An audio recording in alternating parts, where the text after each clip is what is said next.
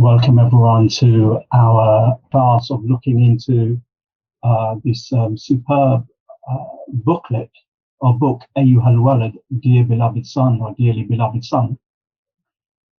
It is said by many muhakkikun or researchers and verificationists that this is possibly Imam Al Ghazali's final work.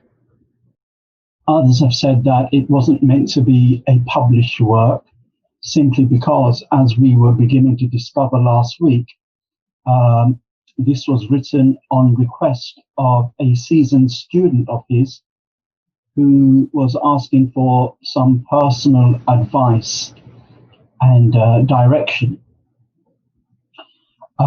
There are some scholars who question the authenticity back to Imam Al Ghazali, simply because, or one of the reasons is that it's not mentioned in any, this book is not mentioned by him in any other of his works.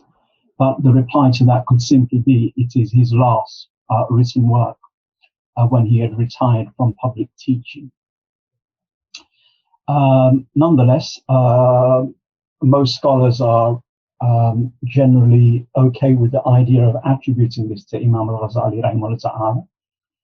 And last week we looked at an introduction which isn't actually part of the book, but it is the reason why the book was written, and it takes the form of the student, the seasoned student, who is actually a scholar in his own right, why he is requesting from Imam Al Ghazali certain advices and direction which form the book itself. So I'm going to do a bit of a recap by reading some part of what he said. So he addresses his letter to the Imam, the Hujjatul Islam, the proof of Islam, Zainuddin, the ornament of the religion, Imam Al Ghazali. And he says that I'm someone who's has studied with you and has become seasoned, alhamdulillah, in my study. And then he says, and we've covered some of this last week, so I will kind of won't prolong any discussion about it. So this student says, ثم إنه تفكر يوما في حال نفسه. And then one day he considered his own situation. وخطر على باله, and it occurred to him. وقال, and he said to himself, إني قرأت أنواعا من العلوم. I have studied different kinds of sciences and different kinds of knowledge. وصرفت ريعان عمري على تعلمها وجمعها. And I have given my life to learning and mastering these sciences. والآن ينبغي لي أن أعلم أي نوعها ينفعني غدا ويؤنسني في قبري. But now I should find out, or I ought to find out which kind of which types of these knowledge, these sciences, or this knowledge will be of use to me tomorrow, meaning in the afterlife, and to keep me company or be intimate with me in the grave. وأيها لا ينفعني, and what type of this and what type from this knowledge will not be beneficial to me, حتى أتركها, so that I can leave it aside. كما قال رسول الله صلى الله عليه وسلم, just as Allah's Messenger sallallahu alaihi wasallam said, Allahumma inni a'udhu bika min ilmin la yanfa'u. Oh Allah, I seek refuge in you from knowledge that does not benefit. So we covered this last time, and I'm just recapping it just to remind us what is the reason behind the authorship of this work, which was originally written in Persian, which would have been the language that Al Ghazali spoke probably at home with many of his relatives in the land in general, classical Arabic would have been the language of religious discourse and writing. So this is a background. He is a seasoned student of knowledge, and Allah subhanahu wa ta'ala has not just given him knowledge, he's given him spiritual intelligence. Why? Because he's got all of this knowledge under his belt. And then Allah inspires him to ask this question to himself.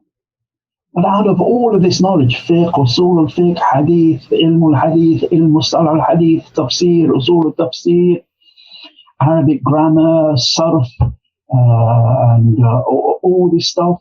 Yeah, what of all of this knowledge, what do I actually need for the morrow, for the hereafter? What is going to be useful to me? And that is an extremely intelligent question that many students tend not to ask, simply because sometimes our intentions are defective and we just want to gorge on knowledge so that it will be said about us that we are knowledgeable and that I can have a one-upmanship on other people, perhaps. Or the world, some portions of the world might become open to me. But the question of, well, out of all of this, what is going to be beneficial to me is an intelligent question that really it's when Allah subhanahu wa ta'ala wants to show goodness to, he makes a person ask this question to themselves.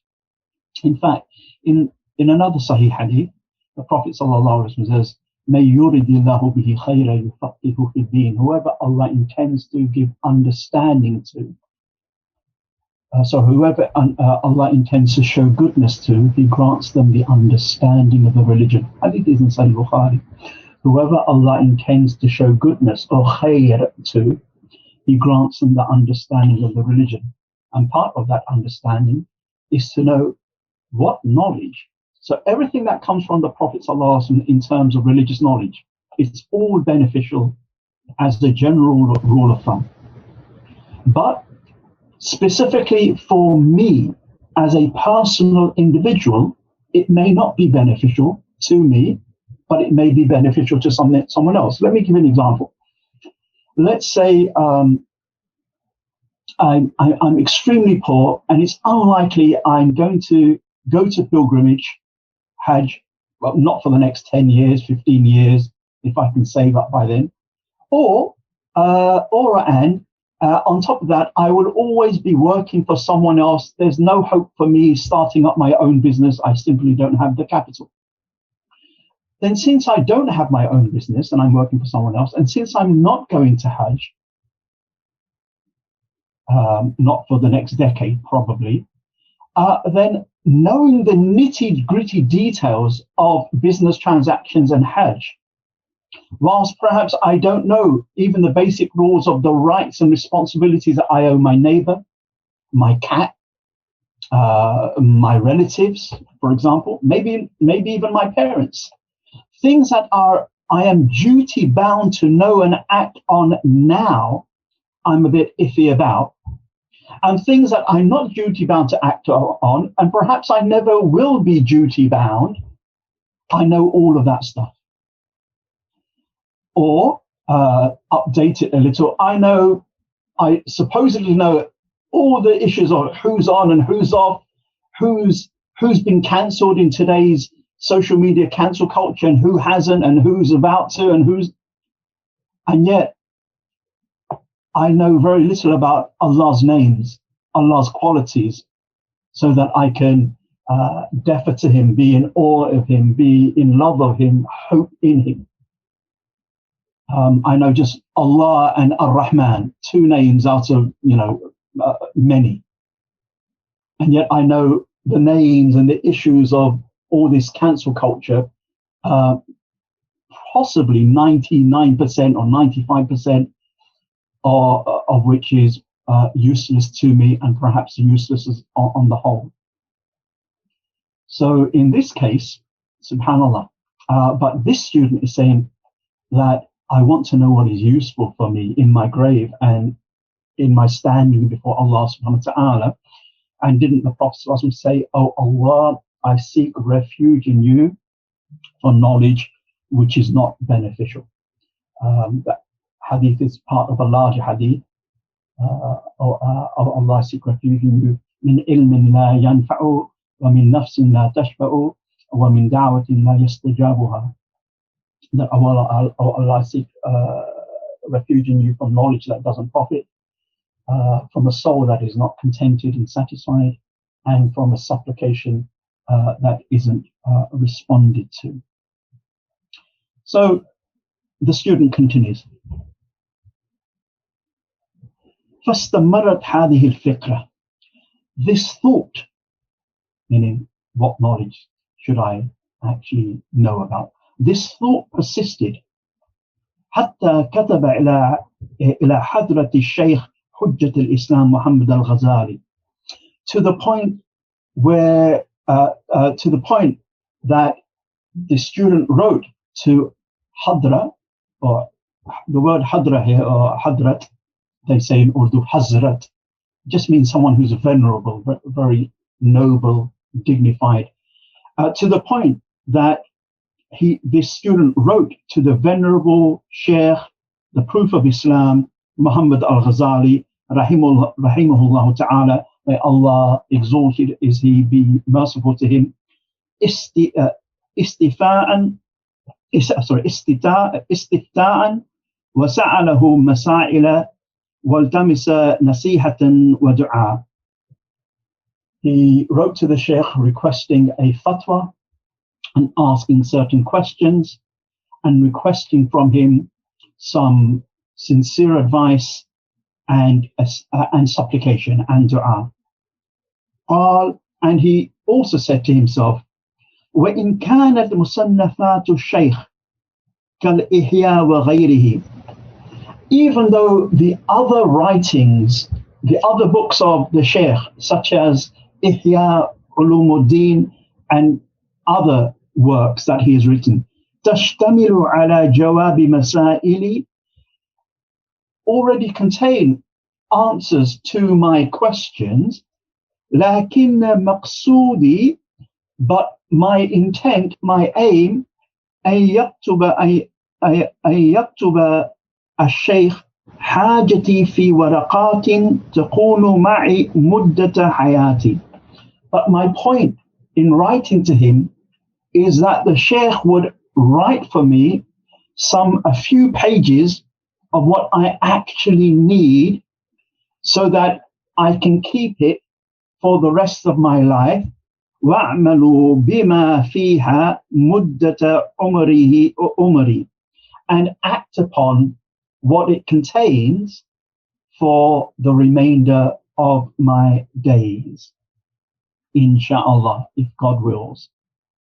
فَكَتَبَ الشَّيْخ هذه الرسالة إليه. So the Shaykh Imam Al Ghazali wrote this tract, or this letter to him, في جوابه, in response to him, Wallahu alim, and Allah knows best. One point to take away here is that even though the student has access to all of these Ghazalian works, but still he knows that actually to get true guidance it's not enough to just delve into books. There needs to be a living guide. There needs to be a living guide. Otherwise, this seasoned student, who is definitely a scholar of some level, has mastery over many religious books, and it's pretty certain that he's familiar with the books of his Shaykh Imam Al Ghazali rahimahullah ta'ala, and yet he wants to have a murabbi, a guide. And from the great gifts of God is that he makes some people guides to him for humanity. In one sense, every scholar is a guide in that a scholar learns and teaches in some form or fashion a religious knowledge. And all of religious knowledge is a guide to God, indeed, in one sense. But by a guide here, we mean murabbi, someone who can give a person tarbiyah, that they can learn step by step. They can grow in closeness to Allah subhanahu wa ta'ala. And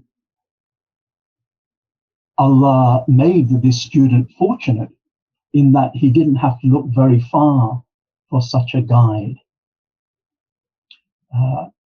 It was there in Imam Al Ghazali rahimahullah ta'ala. And the ummah, when I say the ummah, it doesn't include the likes of you and me. It includes those kind of worthy of being termed as scholars and actors upon Allah's revelation. The scholars are agreed that Al Ghazali indeed was such a guide, let alone a peerless scholar of great mastery, a scholar of the outward and inward sciences of Islam. So not only did he know fiqh, he was a great Shafi faqih of the highest caliber, and his books on his Shafi'i Islamic legal theory, usul al-fiqh, are like second to none. But he was a master of the inward sciences as well. The purification of the heart, the actions of the heart, the spiritual states. And so what better guide to have than someone who is a scholar of both the outward and the inward sciences. So it's a reminder that books alone aren't enough. A book is not going to tell us when we're being arrogant, stubborn, pig-headed about something. A book is not going to tell us, oh, Abu Aaliyah, you know what, you shouldn't ask this question. You've got some basic other questions to ask. A book isn't going to interrogate me by telling me, are you really seeking knowledge to act upon, or is it just to boast to people? But inshallah, a murabbi will. A person who is living and can act as a spiritual guide, because Allah subhanahu wa ta'ala, of course I'm talking metaphorically here, has taken him by the hand and has led him through the path and has returned him back to people so that he speaks by Allah, for Allah, in Allah. He doesn't speak according to his nafs, his whims or desires. And that's the kind of quality that so many of us are lacking in our lives. But something even worse than that, so many of us don't even care. So what? And many of us, unfortunately, if you're like myself, we're contented with just the books. I've got loads of books in Arabic and English, 400, 500, 1,000, 2,000 volumes plus. And what? So am I a donkey carrying books? Or am I seeking Allah subhanahu wa ta'ala? So there's that introduction, and now we turn the page and we actually begin the book proper. So the introduction that we've done so far, it's appended to most editions of this work and has been for hundreds and hundreds of years. But it's not actually part of the book itself. It's something that was added to the book later on, only to give the book context. So this is what Imam Al Ghazali rahimahullah ta'ala says.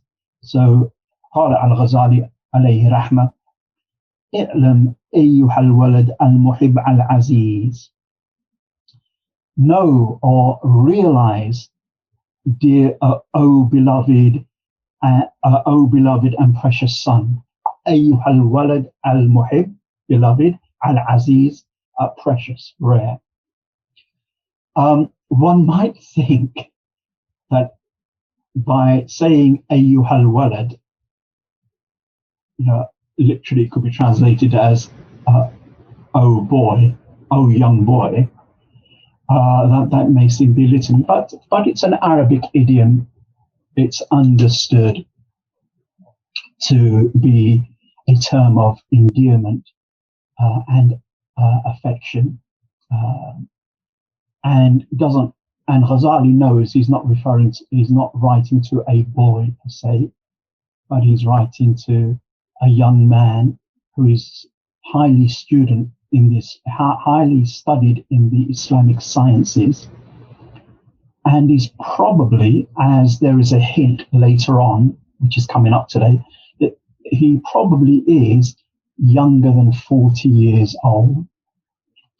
If you bear in mind that within the Islamic scheme of things, anyone who is younger than 37 to 40 years old, lunar years old, which is roughly that's 38, 39 solar calendar years, give or take, is considered a shab, a youth. Someone who's less than 40 is from the shabab, min shabab, from the youths, from the young people. Of course, there's degrees of youngness, right? A 10-year-old is, 15-year-old is a shab, a young person. So is a 25-year-old and 35, but they're all from the shabab. And when 40 onwards, it's when they're kind of sheikh. They're kind of beginning to be at the cusp of being seasoned, rooted human beings. The hope is that by 40, their character begins to settle. Their folly and foolishness begins to wear off. Wisdom begins to drip down upon them bit by bit and filter into their hearts, and their concerns become more otherworldly because they're 40 years old, especially if you bear in mind in pre-modern times, whereby one could be lucky, as the saying goes, to live to 40 years old, let alone 60. Many people died in young age, childbirth, before the age of 5. Infant mortality was huge. All these pestilence and diseases that Allah eliminated through modern medicine.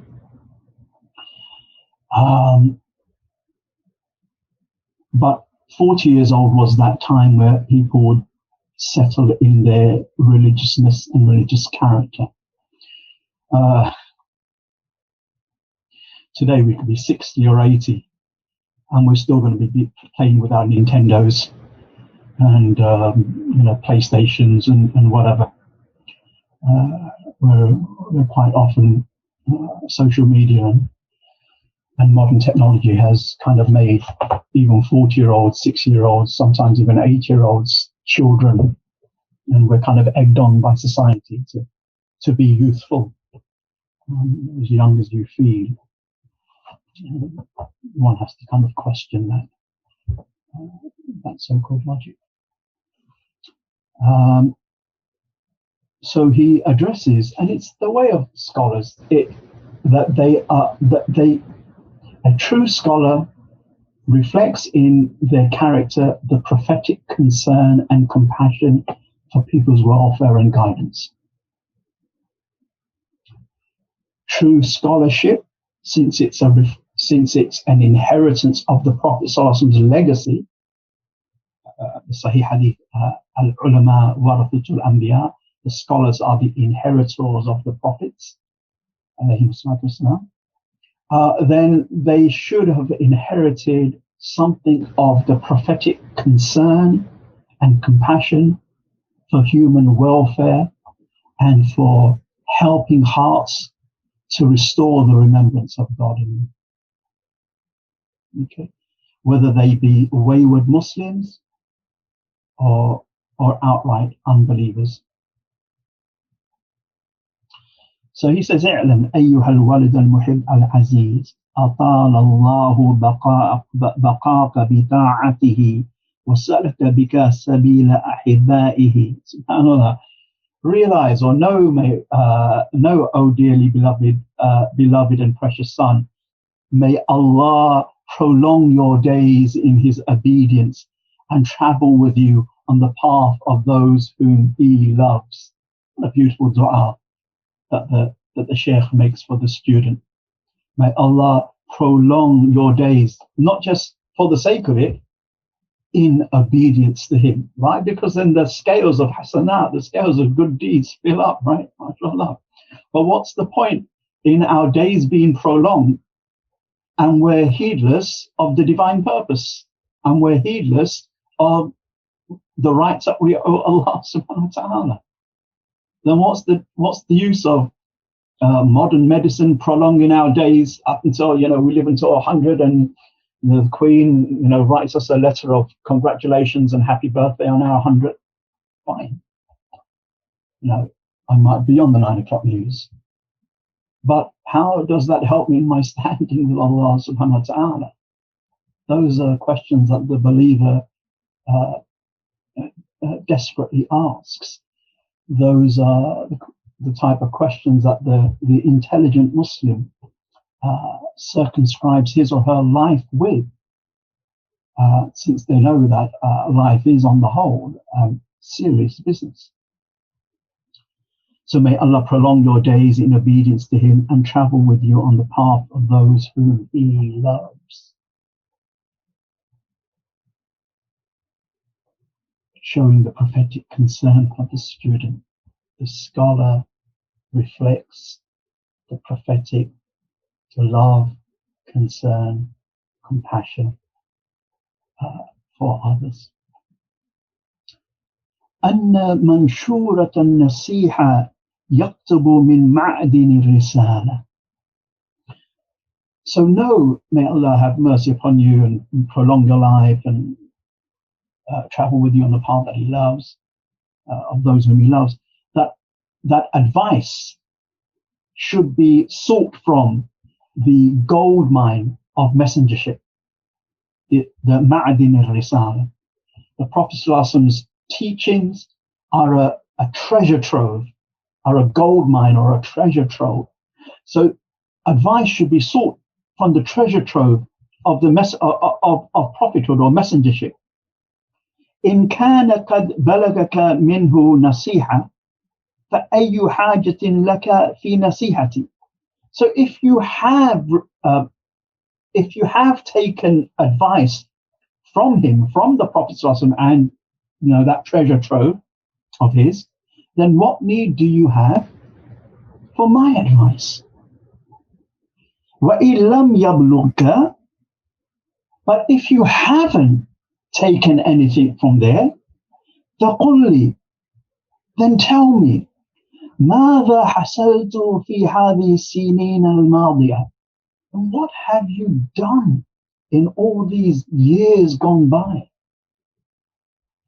So again, another quality of a true scholar, directing the person first and foremost to the prophetic teachings, to the revelation Allah subhanahu wa ta'ala sent the Prophet sallallahu alayhi wa sallam with, simply because there is nothing as perfect, as comparable, as healing, or as pleasing to God than the Prophet sallallahu alayhi wa sallam's teachings.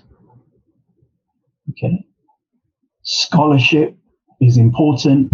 It helps us unravel difficult issues and obtruse issues, subtle issues within the overall prophetic teaching.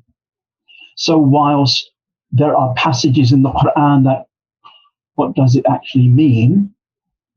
And what is the specific ruling that comes from there? And what about issues that didn't happen at the time of the Prophet ﷺ? Can I use an inhaler during Ramadan whilst I'm fasting because I am kind of overall asthmatic? How do I kind of find the answer to that in the Quran or in the Hadith? So therefore, scholarship is there for those reasons and more. But on the whole, God is one. Be kind to your parents. Don't steal. Don't cheat. There are these things called prayer that you've got to get on with in your life. Ramadan comes and there's this act of fasting. Give surplus wealth as zakat. Be dutiful and obedient to your parents, so on and so forth, are things that don't require scholarship.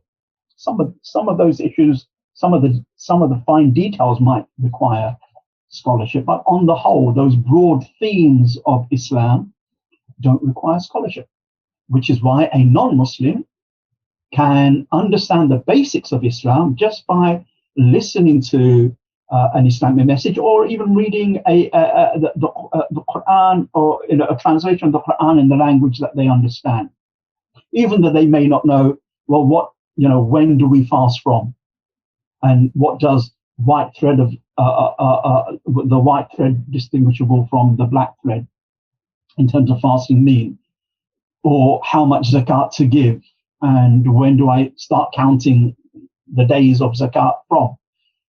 But the overall ideas and the ethics and the basic beliefs don't require a genius. Okay, so anyone and everyone can take from the prophetic treasure trove, and benefit from it. But scholars can take more. They can see the deeper issues. They can see the subtler points as well. To the Prophet. So before we acquaint ourselves with books of this scholar, maybe just begin to acquaint ourselves with a basic meaning of the Quran, reading the Quran in a translated language. I'm familiar with English, for example, a good translation of the Quran, something that reflects the sacredness of the Arabic text. Some basic hadith, 40 hadith of Imam Nawawi, for example, or something similar, so that I am aware of what my Lord is saying.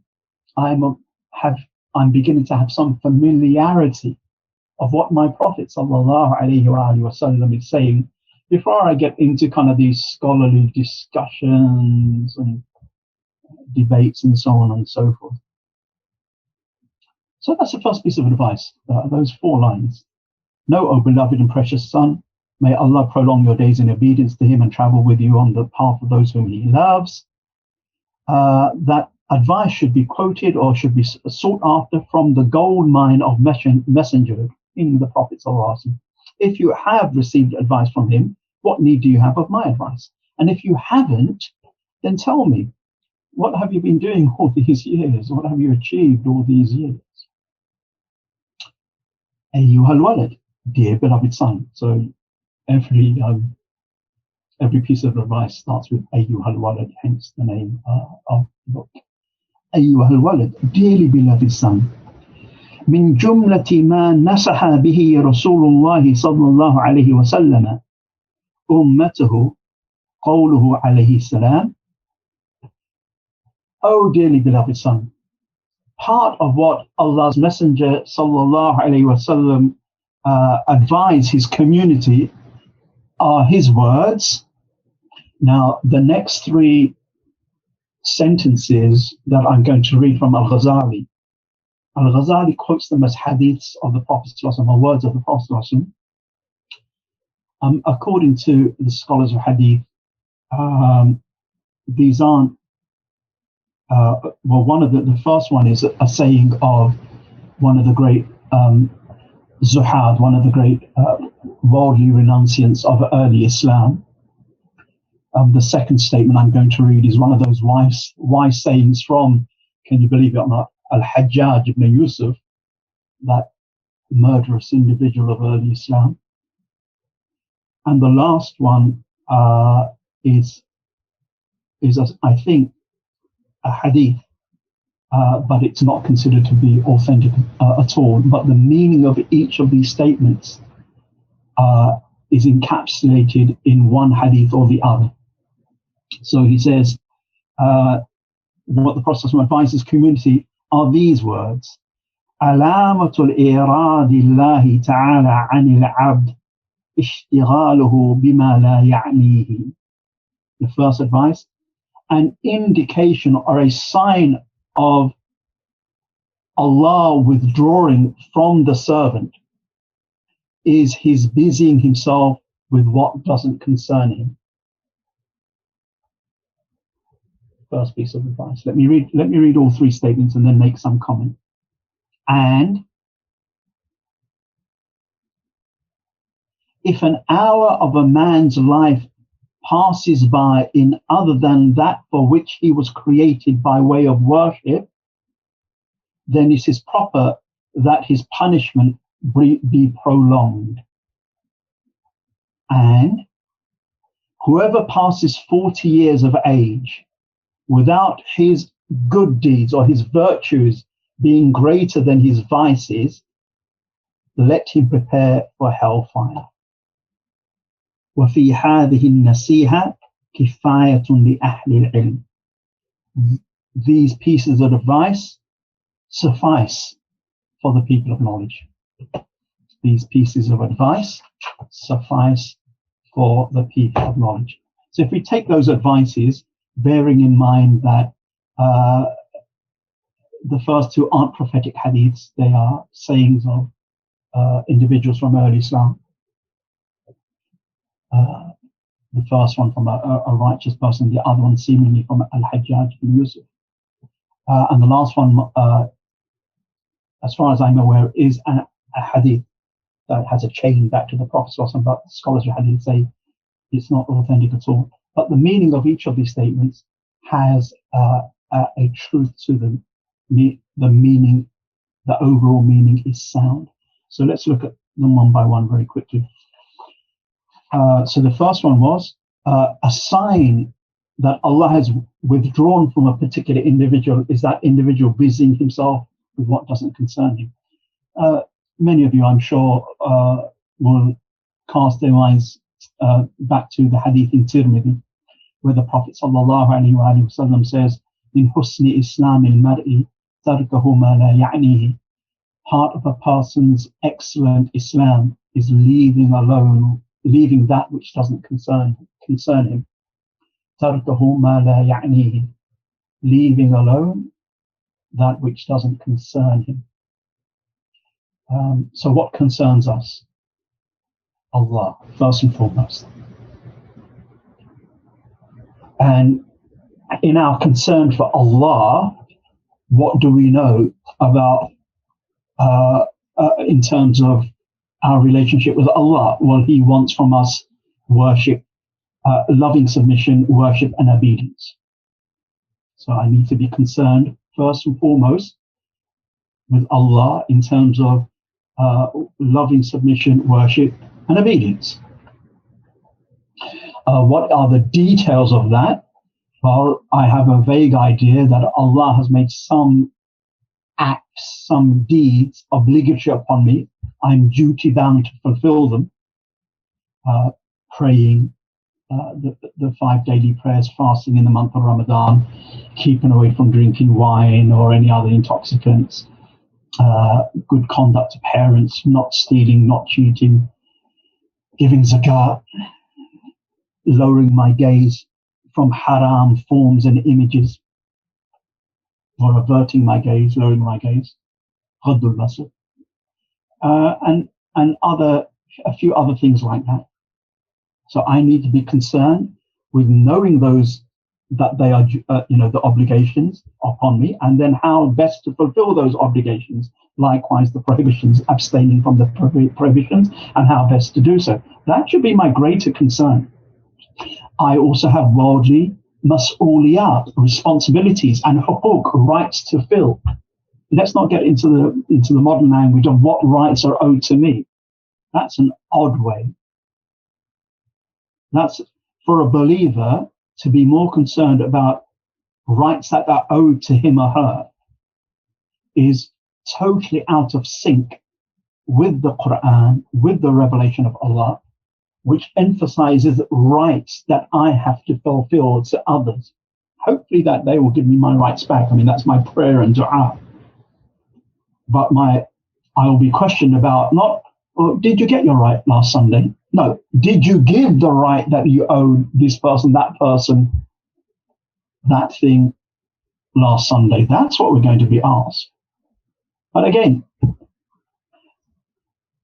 it's a question we ask ourselves. If I don't have an overall awareness of the Quranic message, because I'm not in contact with the Quran regularly, then undoubtedly my worldview, my modes of thinking will be shaped by the dominant culture or subculture that I'm socialized in or I grow up in. If I'm a bit oblivious of the nature of the Prophet ﷺ as a person, let alone as a prophet, alayhi salatu wasalam, then other people will be my overarching examples, whether I consciously realize it or not. Other people's modes of living and behaving and being will shape me. And either those modes of being and behaving are pleasing to Allah or they're not. But it will shape me. Because none of us live in a cocoon. And it's nigh on impossible to escape socialization and being influenced by our environment or surroundings. So do we surround ourselves with nur, or with light, in terms of revelation, the teachings of the Prophet, the ways and the lives of the righteous, of the awliya of Allah, the saints and the people of God? Or do I surround myself with dhulm, with the darkness, or dhulumat? The darkness is in the form of this person, this attitude, that attitude, this subculture, that subculture. We are our own keepers. And we ask Allah for guidance. So just to finish off, and if an hour of a man's life slips by in other than that for which he was created by way of worship, then it is proper that his affliction, his punishment be protracted. So why? Because simply we're not being fit for purpose. We are knowingly defying our purpose of creation. We are rebelling against the divine scheme of things. And someone who knowingly chooses to be a rebel against God, what do we think the ultimate outcome would be? And surely we don't think, that just because I can breathe and I have nostrils and lungs that I deserve a reward. And then whoever passes 40 years, and that's why many scholars say the student who asked the question must have been younger than 40, because it's a bit sad and demoralizing that you're well over 40 and then your sheikh says, right, if you reach 40 and your good hasn't outweighed your bad, then alas, it's like that's kind of so it's likely, given the nature of Al Ghazali's compassion and concern, it's likely that the student is younger than 40 at the time that this advice is written. And why 40? As I said, because it's when we're supposed to settle as people. But obviously, the more that the entertainment industry can make us buy things and be entertained, then the more we can be kept away from serious business of life and the afterlife and the spiritual welfare of humanity. The more my soul can be busied with trinkets and being a consumer in the cog of the consumerist wheel, the less likely I'm able to do anything seriously significant with my life in terms of the akhirah, the hereafter. And I say this not by way of endorsing political oppression, God forbid, nor to pat the shabby tyrants that we have in some countries of the Muslim world, pat them on their back and praise them. That's not my aim here. But there is a question. Supposing I'm pretty certain, not 100%, but probably 90, 95%, 80%, by looking at other people and other societies, that if I stand up against an oppressive way of life, an oppressive system of governance, for the right not to be oppressed by anyone, we have no one has the right to just unjustly oppress anyone.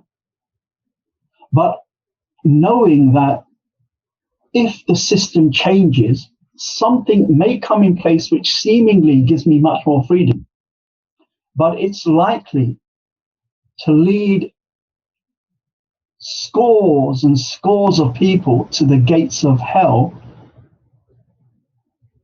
Is it something that just I need to just work for, or do I need to just stop and say, hold on a minute, if we go down this path, we might get some freedoms, but our children and our children's children, if not us ourselves, we will lose our Islam or lose much of our Islam. So the solution isn't, well, let's just suffer a religious tyranny, a political tyranny. That's not the solution. Well, it's not the permanent solution anyway. But it is intelligent questions we need to ask, that merely for the sake of change, what kind of change am I bringing about in terms of my hereafter? In terms of my hereafter.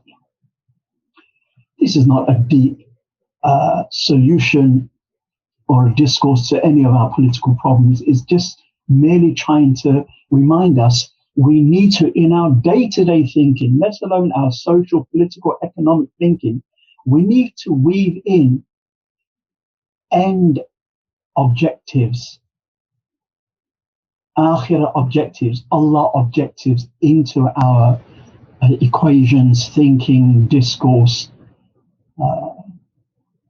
and musings. Otherwise, it's like, well, what is the point of the Quran being there if not being a roadmap for life, perfect guidance for this world and hereafter, and salvation from all sorts of illnesses?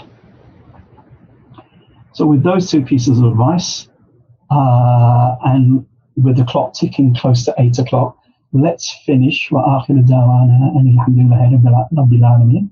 And let's open it to about 5-6 minutes worth of questions. I think Sister Iman, do you want to kind of just read the questions or bring them up on the screen? Yeah, that's fine, inshallah. I can read them. Fantastic. So we have quite a lot. So inshallah, let's see how many we can get through. All right, and if they're on topic, then that's even better. Okay, inshallah, let's see. Okay, here's a short one. Which translation of the Quran do you recommend to read? Okay, so this is not fatwa, this is just personal advice. Generally, there's quite a wide option, with some being superb. The one that I don't advise, it'd be easy if I say the one I don't advise. I don't advise to get the one which has those loads of square brackets, the parentheses brackets, and it said it's based upon Ibn Kathir and Qurtubi and this and the other, and in the forward it was approved by Shaykh bin Baz, rahmatullah alayhi wa afu anhu, who, by the way, didn't speak English, so I don't know how Shaykh Ibn Baz, one could say Shaykh Ibn Baz approves of that translation. Or rather, he could have approved someone who approved that translation, but subhanAllah, who was that translator? Were they native English speakers? Did they have eloquence in their language? Could they tell the difference between Shakespeare and rubbish? that needs to be asked. So that the one, and I can't remember who authored it. I can't remember who authored that, but it's the one with the square translations. It comes from Saudi, not that one. From the best ones are Dr. Abdul Halim's translation of the Quran. Amongst them, recently, Sheikh Mufti Taqiy's translation of the Quran has come out. White Press have just published that in a beautiful deluxe edition and ordinary edition. You can't find it in the stores anymore, and if you can, it's too expensive. But the Majestic Quran, there are two Majestic Qurans. This is the 2002 or 2001 edition. It's really big. It's very hard to find in the shops anymore, but the whole thing is online as a PDF. It's really excellent. Sheikh Abdul Hakim Murad has had a hand as part of the editorial board on that. The late Yusuf Ali and Mahmoud Qutb are really good in their style. One doesn't need to do tafsir through it, but one needs to get the overall message to be correct, and that one feels that even in English that they're kind of reading something sacred. And language matters. Otherwise, the Quran could have been revealed in ordinary Arabic slang. Why reveal it in the highest eloquent Qurayshi dialect? Why not just take an average Arab tribe and reveal it at the level of their language? I don't know, because there is something about eloquent language that can which can become a vehicle to express tremendous truths and profound ideas and realities. So those are the Quran translations, that some of them, which I would suggest, in one of them, that please try to avoid, possibly like the plague. Another one as well. Okay, inshallah. The next few questions are actually quite interesting. They're on the topic of spiritual guides. So the first question is, Sheikh mentioned that we should have a living spiritual guide and not just rely on books. So the first question from that is, in event of having no living spiritual guide, what can be done? And the second question is, in the search for a living guide, what characteristics should we be looking out for? Let me take the second question first, which is probably the most important one. We're looking for, in this day and age, once upon a time, one could look for a guide that was orthodox in their beliefs.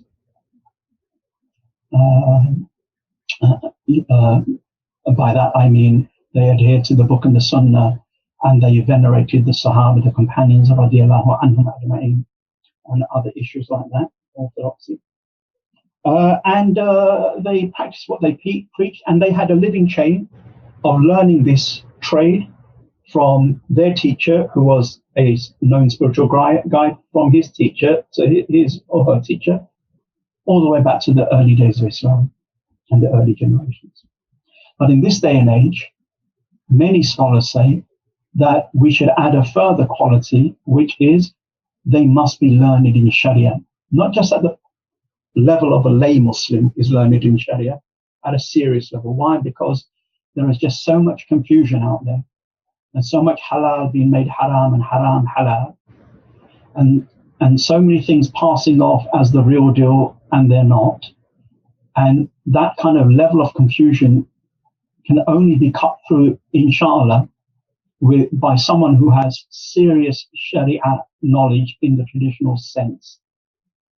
So let them be Sharia grounded as much as possible.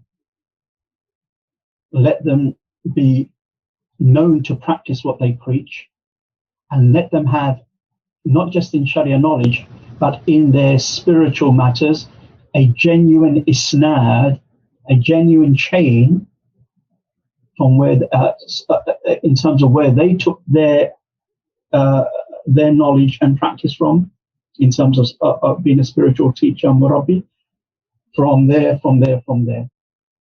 Otherwise, you and I know that there are many charlatans about, many DIY people about, and this is an issue of salvation of the soul. We need to be more strict about that than, the spyglass which we look in through to see who's at our door, to should we let them in or should we not. We need to be even more careful who we let in to our hearts. And if in doubt, move on to the next person. As regards to those who don't have, well, first and foremost, each one of us should make the book and the sunnah his or her guide. Okay. And the one who takes seriously the book and the sunnah, that, Ya Allah, I want to learn about your revelation from the Quran and the sunnah in order to act upon it and be transformed and close to you, O Allah, to become beloved to you, they're already on the path. They're already on the path. But just like in any subject, if I want to take the path even more seriously, say in learning fiqh, then I'll find a teacher to teach me Islamic law or fiqh at the higher level. Otherwise, if I'm just an ordinary lay person content with the basic things, I know how to pray, I know how to do wudu, I know this, I know that, basic things. And when I don't know something, I can just ask the sheikh or the scholar, the maulana, and he will give me a fatwa. And that's fine. One doesn't need a teacher. But if one wants to seriously progress in anything, including spiritual traveling, suluk, spiritual wayfaring, and tazkiyah, purification, then it's proper that we have a guide to help us along the way, because we will need that type of help. Otherwise, if someone is just at the, as I just getting on with life and doing my basic Islam, and they don't have that, because not everybody has a thirst. Not everybody has a thirst to learn at higher level. Likewise, not everybody has a thirst for Allah. There is a thirst for, if I do this, Imam Al Ghazali says in the Ayyuhal Walad, there are some people who they worship Allah as traders. Look, Allah, I will pray, you give me 100 good deeds, right, or 1,000 good deeds, and I will do this, and you give me 250 good deeds, and I will do that, and you give me this. So it's like a trade. I give you this, Allah, and you give me that back, and we made a fine trade. So those kind of trader worshippers, and that's a good level to be at, mashallah. It's better than not trading with Allah in that sense. But there are some who they do an act of worship not to get hasanat, good deeds in return. They do it just for the love of Allah. Both of them are Muslims, alhamdulillah. Both of them are good people. It's just that the quality of Islam of the second is just so different than the first. And it's not the deed. He's praying. She's giving zakat, but one gives zakat as a trader, prays as a trader, and inshallah Allah will give them a good trade. But one worships as a lover, and the trader and the lover aren't equal.